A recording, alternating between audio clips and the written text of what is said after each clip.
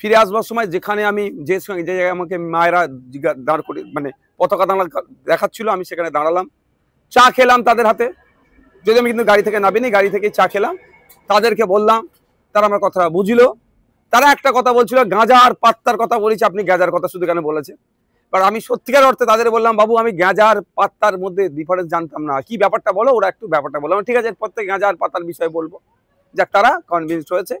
এবং এটাও বলে এসছি যে তারা বলছে তারা আমাদের ফুরফুরা শরীফে নাকি আসেন, আমাদেরকে খুব ভালোবাসেন। আমি ঠিক আছে, তুমি তো আসো যে কোনো একটা শুক্রবারে, যদি মনে হয় আমার সাথে স্টেজে ওই ছেলেগুলো ছিল, এরা গাঁজার কোনো বিজনেসের সাথে যুক্ত, তার নাম আর একটা করে ছবি যদি পারো আমাদেরকে দাও, দেখো তার বিরুদ্ধে আমরা কি ব্যবস্থা গ্রহণ করি। এটাও বলে তাকে তুললাম। তারপরে একটা ওই যে বাজারটি ছিল, যে বাজারটির পাশেই ফুটবল মাঠ, নারায়ণপুর মনে হচ্ছে অঞ্চল, ওখানে ওই যে কিছু ছেলে, যে ভাইজান আপনি গাঁজার বিরুদ্ধে বললেন না, আমি যখন আসছিলাম ঠিক এই ধরনের, আমি তাদেরকে বললাম আমার গাড়ি থেকে, ভাই কে বলেছে আমি বলিনি, আমার রেকর্ড তোমরা দেখালে শুনে নাও।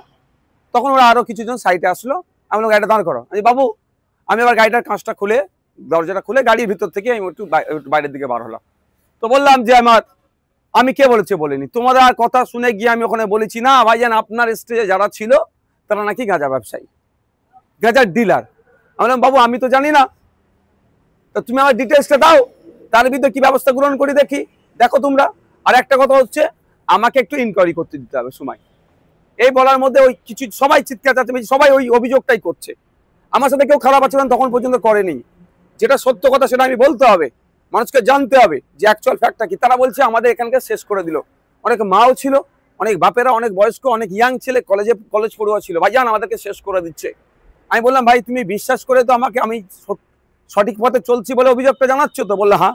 আমি তাহলে ঠিক আছে, তুমি তাহলে যারা এই অন্যায় কাজ করছে আমাদের পার্টির নাকি ঝান্ডার নিচে আছে, তাদের ডিটেলসটা আমাকে দেবে। ওরাও এক প্রকার কনভিন্সড হয়ে যাচ্ছিল। সেই সময় 2-4টে লোক আসে, দেখলাম কি ওই ভিড়কে, তোমরা যাও, আচ্ছা আপনাকে আর বলতে হবে না, আপনি চলে যান। ব্যাপারটা একটা বোঝার আছে, যাদেরকে আমাদের বিরুদ্ধে খাপিয়ে তোলার চেষ্টা করেছিল, বাস্তব কথাটা বলেছি, তারা বোঝার চেষ্টা করেছে। তাদের লড়াই গাঁজাকে বন্ধ করার যদি সত্যি করে হয়, আমিও গাঁজা বন্ধের পক্ষে, গাঁজার যেটা চলছে এর বিরুদ্ধে আমি। সুতরাং তারা কনভিন্স যখন হতে শুরু করলো, দেখলাম এটা হলো। এবার তারপরে আমি বললাম ঠিক আছে অবশ্য ভালো থেকো, যদিও তারপরে বললাম ওর মধ্যেই যদি কারো মনে হয় যে এরা অন্যায় করছে, আমাদের পার্টির সাথে যুক্ত আছে, তাদের ডিটেলসটা দাও, তাদেরকে আমরা একটু টাইম দাও, ইনকোয়ারি করে তাদেরকে বহিষ্কার করে দেবো, বার করে দেবো, কোনো সমস্যা হবে না। কারণ আমরা সমাজ ব্যবস্থা পরিবর্তনের জন্য রাজনীতিতে এসেছি, এই গাঁজা মুক্ত সমাজের জন্য এসেছি। আর আমাদের ঝান্ডা ধরে গাঁজা তো বিক্রি করবে, তাহলে তাদেরকে কোনোদিন রাখতে পারি? বলার পরে আস্তে আস্তে আমরা আসছি।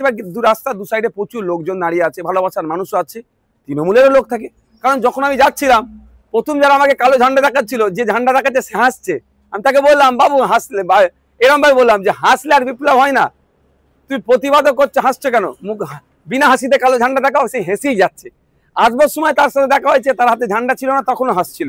যাক, দেখা সব মানুষজন থাকে যেভাবে তাকে আমাকে স্বাগত জানাবে বলুন, বা আমার প্রতিবাদের জন্য তারা দাঁড়িয়ে আছে, যেটা ভাষাই নেবেন। রাস্তার দু সাইডে প্রচুর লোকজন দাঁড়িয়েছিল। এবার আস্তে আস্তে তাদের হাত দেখাতে এসেছি, কে কেমন আছে না আছে করতে করতে আসছি। ঠিক বাজারটা শেষ হবে, সেই খবর পাচ্ছি নাকি আমাদের শুভাকাঙ্ক্ষী কিছু যারা প্রোগ্রামে গিয়েছিল, বাইকে করে ফিরছিল, তাদের উপর চড়াও হয়েছে। এই চড়াওটা হয়েছে, নোংরামি কাজ করেছে। এটা এবার যখন যারা আমাকে প্রথম বলছিল ভাইজান গাঁজা নিয়ে প্রতিবাদ করতে হবে, আপনি গাঁজাওয়ালাদের প্রোগ্রামে যাচ্ছেন, তারা আমার কাছে ছিল। আমি বললাম বাবু এটা কি হলো? তুমি আমাকে সঠিক দিশা দেখাচ্ছিলে, আর এই ধরনের অন্যায়টা কারা করলো? তখন ওরা সরাসরি বলছে ভাইজান এটা আমরা করিনি। তাহলে কারা করলো? ওটা কারা করলো? এখানে বুঝতে অবকাশ লাগছে না শওকত মোল্লা সাহেব, যে ক্যানিং পূর্বের মতো জায়গাতে মানুষ রাস্তার দুধারে ঢল নেমেছে, চন্দনেশ্বর থেকে শুরু করে নারায়ণপুর থেকে শুরু করে বিভিন্ন জায়গায় ক্যানিং পশ্চিমের মানুষ, হাজার হাজার মানুষ রাস্তায় নামছে, আতঙ্কিত হয়ে গেছে বলে আমাদের কর্মীদের উপরে চড়াও হয়েছে। দুর্ভাগ্য সেখানে কিন্তু পুলিশের একটা অংশ ছিল, প্রথমে তারা নীরব দর্শকের ভূমিকা পালন করে। যখনই হয়েছে আমি আমার কর্মীকে মারবে, আমার ভালোবাসার মানুষকে মারবে, আমি তো চুপ করে থাকতে পারবো না, আমি গাড়ি থেকে নিয়ে পড়েছি। পুলিশ এসে বলছে সাহেব আপনি গাড়িতে উঠেন, আপনি চলে যান। আমি কেন যাবো? আমি যাবোটা কেন? এবার কিছু মানুষজন যারা কিন্তু ওখানে প্রতিবাদ এই গাঁজা নিয়ে কথা বলেনি, তাদের মধ্যে তারা নয়, অন্য কিছু মানুষ আপনি চলে যান, আপনি চলে যান, আপনি চলে যান এই করছে। এটা বুঝতে হবে ব্যাপারটা। আমার ভালোবাসার মানুষ মার খাবে, আমি চলে যাবো? এটা হতে পারে না। আমি জানিয়ে গেছি। পুলিশ এসে বলছে সাহেব আমরা দেখছি, কোনো অসুবিধা নেই, যতটুকু যা ঘটনা ঘটে গেছে আর কিছু হতে দেবো না, আমরা কথা দিচ্ছি, যারা কোনো অসুবিধা হবে না, আপনি যান। আমি পুলিশ যারা ছিলেন ওখানে দায়িত্বশীল, আমি বললাম, কিন্তু আমি এখান থেকে যাবার ছেলে নয়, কারণ আমার কর্মীকে আমার ভালোবাসার মানুষকে মার খাওয়ার আগে আমি দুঘা মার খাতে প্রস্তুত আছি। তারা আমাকে রিকোয়েস্ট করেছে, বা গ্রামের কিছু শুভবুদ্ধি সম্পন্ন মানুষ বললো যে ভাইজান, এবং যারা প্রথমে আমাকে বলছিলেন যে গাঁজা নিয়ে গাঁজাওয়ালাদের প্রোগ্রামে আপনি যাচ্ছেন কেন, তারাও এসে গেছিল অনেকে কাছাকাছি এসে, ভাইজান আমরা দেখছি, আমরা এটা মর্মাহত, এরকমই ভাষায় বলেছে, আমরা মর্মাহত, এই কাজটা আমরা করতে চাইনি, কেউ মধ্যখান থেকে করে দিয়েছে। এবার কেউ মধ্যখান থেকে করে দিয়েছে সেটা হয়তো উনা বললেও আমি বলছি শওকত সাহেবের ঘনিষ্ঠ মানুষরা এই সুযোগটা নিয়েছে। তো এই অবস্থা হয়েছে। আমাকে আস্তে আস্তে আমরা বাড়ি আসলাম, আমি জাস্ট বাজারটা ক্রস করে আমি দাঁড়ালাম। আমাদের যে বাইক যারা, আমি পুরো খবর নিলাম ওখান থেকে, যাদেরকে তাদের উপর আক্রমণ চালিয়েছে তারা ওখান থেকে যতক্ষণ না রেস্কিউ হয়েছে, আমি ওখানে অপেক্ষা করেছিলাম তাদেরকে তাদের বাড়ি পৌঁছাবার জন্য। আমি রাস্তা দেখিয়ে আমি বাড়ি এসেছি। এই হচ্ছে ঘটনা। ব্যাপারটা হচ্ছে, আমরা প্রশ্ন এখানে, অঞ্চলটার নাম কি? সম্ভবত নারায়ণপুর অঞ্চল। ওখানকার বিধায়ককে শওকত মোল্লা সাহেব, ওখানকার এমপি কে তৃণমূলের এমপি, ওখানকার প্রধানকে তৃণমূলের, ওখানকার জেলা পরিষদের সদস্যকে তৃণমূলের, ওখানে সমিতির সদস্যকে তৃণমূলের, ওখানকার নয় সারা রাজ্যের মুখ্যমন্ত্রী কি মমতা ব্যানার্জি। তাহলে গাঁজাটা বন্ধ করার দায়িত্ব কার? যদি প্রশ্ন আমার, যদি আইএসএফ এর ছত্রছায়া থেকে কেউ গাঁজা ডিলার করে, এইটাই তো সুযোগ শওকত সাহেবের কাছে, ওকে ধরে জেলের মধ্যে ভরে দেওয়া। তা করছে না কেন?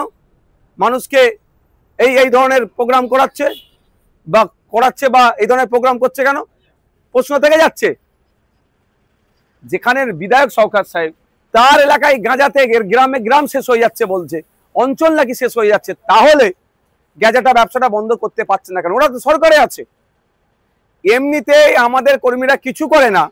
ভাঙড়ে রাজ্জাক্কা খুন হলো, আইএসএফ এর নেতাদের নামে চিৎকার চেঁচামেচি করে আইএসএফ এর নেতাদেরকে কিভাবে গ্রেফতার করতে হবে তার জন্য উঠে পড়ে লেগে গিয়েছিল। আর আইএসএফ এর কোনো, ওনাদের কথা, যদি কেউ গাঁজা বিক্রি করে, এই তো সুযোগ তাকে ধরে জেল খাটানো। সম্পূর্ণরূপে আইএসএফ কে সাথে আর রাজনৈতিকভাবে পেরে উঠতে পারছে না। সাধারণ সরল সহজ মানুষকে ভুল বুঝিয়ে আমাদের বিরুদ্ধে খেপিয়ে তোলার চেষ্টা হচ্ছে। যখন সেই সহজ সরল মানুষটাকে তাদের ভাষায় আমি বুঝিয়ে দিচ্ছি, ওরা চাইছে গাঁজা বন্ধ হবে, নওশাদ সিদ্দিকীকেও চাইছে গাঁজা বন্ধ হোক। ওরা বলছে আপনি কেন গাঁজাওয়ালাদের প্রোগ্রামে গিয়েছেন? আমি বলছি গাঁজাওয়ালাদের প্রোগ্রামে কি আমি তো জানি না। আইএসএফ এর প্রোগ্রাম, কারা অ্যারেঞ্জ করেছে? আইএসএফ এর নেতৃত্বরা। তারপরেও বলেছি আমি স্টেজে উঠে গাঁজার বিরুদ্ধে কঠোরভাবে বলবো, এবং স্টেজে উঠে কঠোরভাবে প্রতিবাদ করেছি। ঘুটিয়ারি শরীফের মতো পবিত্র জায়গাতে কোনোভাবে গাঁজা এই ধরনের অন্যায় কাজকে প্রশ্রয় দেওয়া যাবে না। সারা রাজ্যের ক্ষেত্রে বলেছি। তাহলে স্বাভাবিকভাবে ওরা আমাকে যে কথা বলেছিল, আমি স্টেজে উঠে যে সে কথা বলেছি। আর একটা কথা কি থাকলো, যে আপনার নাকি যারা অ্যারেঞ্জ করেছে তাদের মধ্যে কয়েকজন নাকি গাঁজার ডিলার, সেটাও বলেছি তাদের পার্টিকুলার যাও, আমি ইনকোয়ারি করে দেখবো, যদি হয় পার্টি থেকে বার করে দেবো।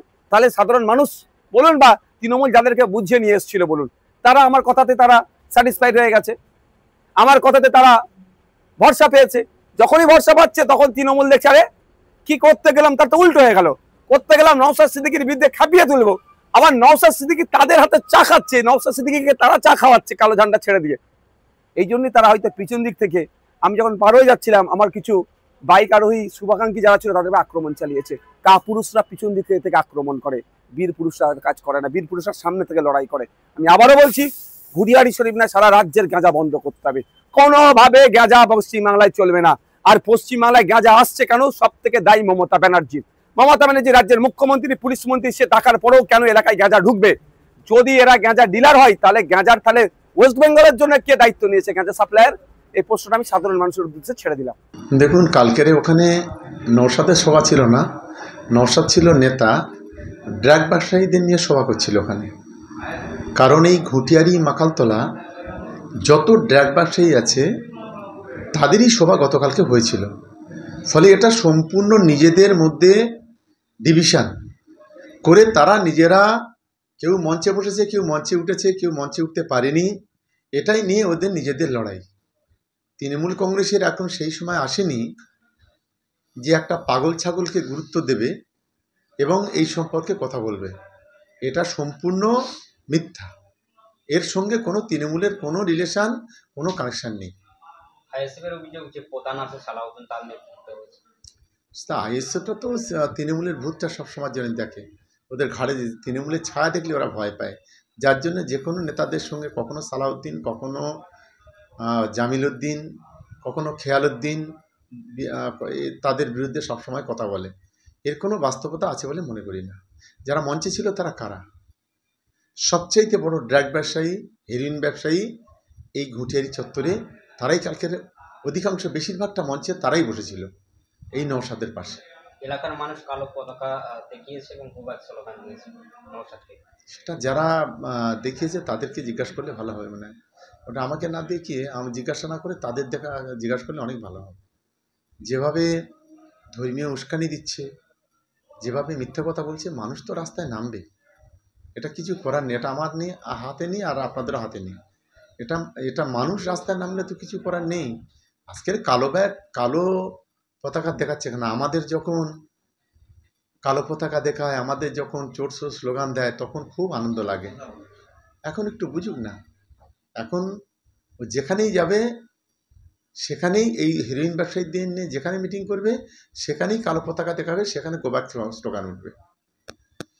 মিটিং করেছেন, মিটিং করার প্রাক মুহূর্তে এবং মিটিং করে যাওয়ার পরে কিছু ঘটনা ঘটেছে। কেউ কালো পতাকা দেখিয়েছে, আর মিটিং করে যাওয়ার পরে পারস্পরিক আক্রমণ করেছে।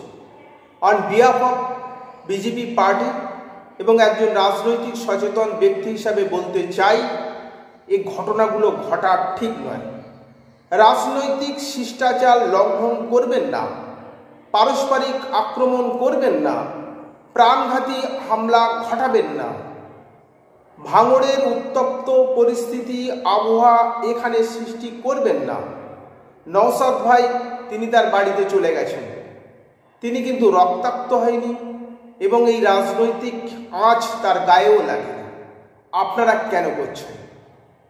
আমরা দেখতে পাচ্ছি এ তো ক্ষমতা দখলের লড়াই, সেটা গণতান্ত্রিকভাবে করুন।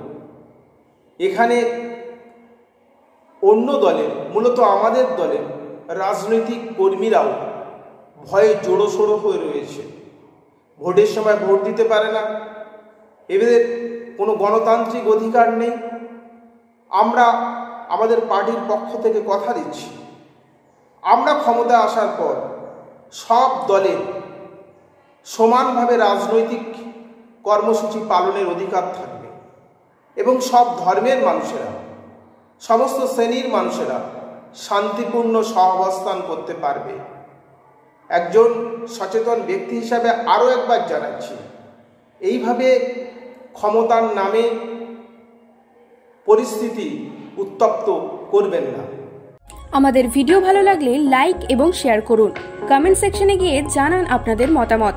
আরও ভিডিও পেতে আমাদের চ্যানেল সাবস্ক্রাইব করুন এবং প্রতি মুহূর্তে খবরের আপডেট পেতে প্রেস করুন বেল আইকন।